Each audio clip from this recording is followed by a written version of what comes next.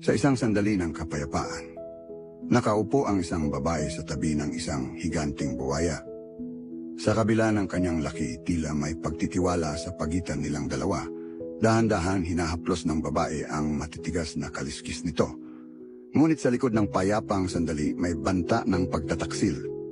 Sa isang iglap, nagbago ang lahat. Ang buwaya ay biglang umatake. Hinigpitan ang pagkagat sa braso ng babae. Sumigaw siya ng malakas sa sakit. Ang kanyang mukha ay punong-puno ng kirot at sakit.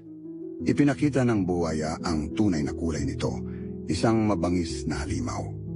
Ngunit hindi nagpasindak ang babae. Sa kanyang mata ay nagniningning ang tapang at determinasyon. Kumuha siya ng isang matalim na bagay, ang kanyang sandata, at isinaksak ito sa higanting buwaya. Sa huli, bumagsak ang halimaw, ang katawan niya'y nakahandusay sa lupa.